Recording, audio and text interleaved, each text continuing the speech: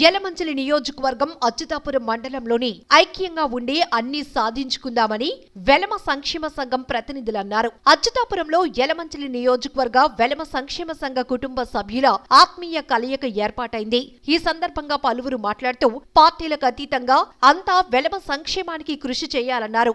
జిల్లా, రాష్ట్ర, కేంద్ర స్థాయిలో రాజకీయ పరంగా తమ సామాజిక వర్గం గలం వినిపించాలంటే అంతా ఐక్యంగా ఉండాలన్నారు. అచ్యుతాపురంలో వెలమ సంఘానికి స్థలం కేటాయిస్తే భవన నిర్మాణానికి 10 లక్షలు విరాళంగా ఇస్తానని జంగులూరు మాజీ సర్పంచ్ కోండ్ర పప్పారావు ప్రకటించారు. కుల పెద్దలు, సీనియర్ నాయకులు లాలం భాస్కర్రావు, రొంగలి జగన్నాథం ఐక్యతను ప్రదర్శిస్తున్న వెలమ సంక్షేమ సంఘం ప్రతినిధులు జగన్నాథరావు, రాజాన రమేష్ కుమార్, లాలం రాంబాబు, పల్లి శేషగిరి, రాజాన సన్యాస్ నాయుడు, ధర్మాన రెడ్డి నాయుడు బాబు, డ్రీమ్స్ నాయుడు, లాలం శ్రీను, కోండ్రపు వెంకట్రావు పాల్గొన్నారు.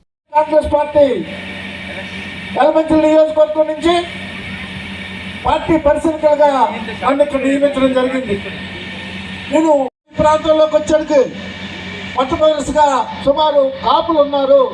తర్వాత రెండో స్థానంలో వెలమ జాతి చాలా ధనవంతులు, పెద్దలు, గౌరవులు, ముఖ్యులు, అంత అతిరథ మహారాజులు ఈ ప్రాంతంలో ఉన్నారని చెప్పేసి రెండో వర్గం ఏదైతే ఉందంటే వెలమ జాతి ఉన్నదని చెప్పేసి ఈ ప్రాంతంలో తెలుసుకున్నాం.